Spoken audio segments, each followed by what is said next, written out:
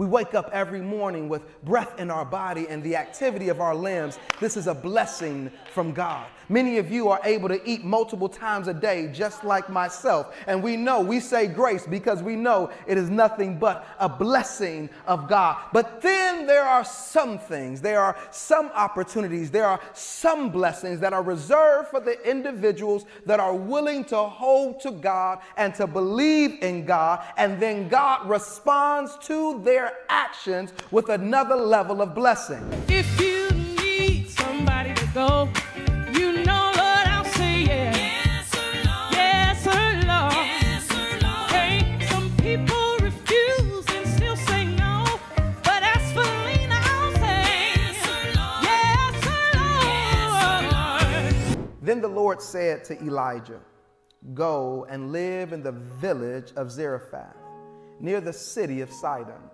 I have instructed a widow there to feed you." So he went to Zarephath. As he arrived at the gates of the village, he saw a widow gathering sticks, and he asked her, "Would you please bring me a little water in a cup?" As she was going to get it, he called to her, "Bring me a bite of bread too." But she said, "I swear by the Lord your God that I don't have a single piece of bread in the house. And I have only a handful of flour left in the jar and a little cooking oil in the bottom of the jug. I was just gathering a few sticks to cook this last meal, and then my son and I will die." But Elijah said to her, "Don't be afraid. Go ahead and do just what you said, but make a little bread for me first. Then use what's left to prepare a meal for yourself and your son. For this is what the Lord, the God of Israel, says.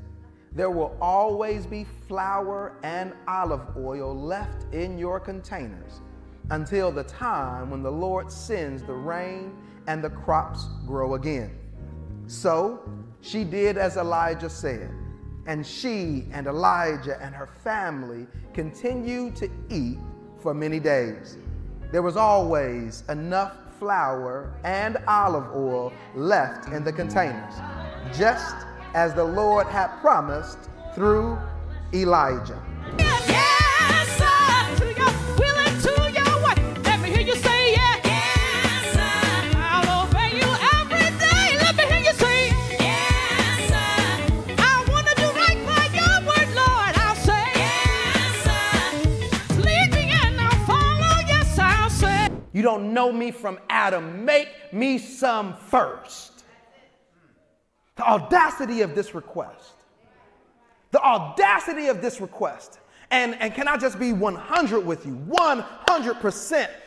I was reading this and I can think about all the ways that leaders could misuse ask of people with little, like in situations like this.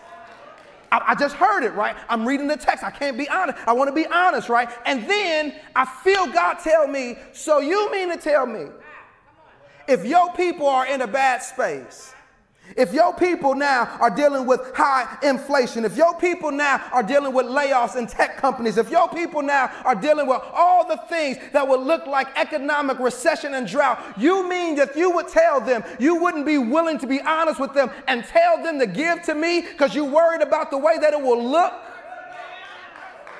And since you're so worried about the way it will look, you won't allow them to tap into the process that will actually transform the way that they're living, because you keep looking at what's in the jar, and I'm trying to tell you what I can do around the jar. But you got to be willing to open your mouth and say, but give to God first.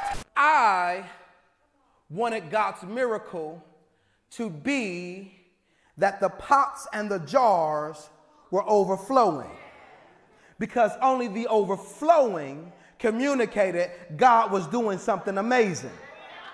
When the truth is that really the God is doing something amazing means I keep going back to the same jars, and just when I didn't think it was enough, I got some more to come back out. I go back again and some more keeps coming back. I go back again. I have never seen the well run dry.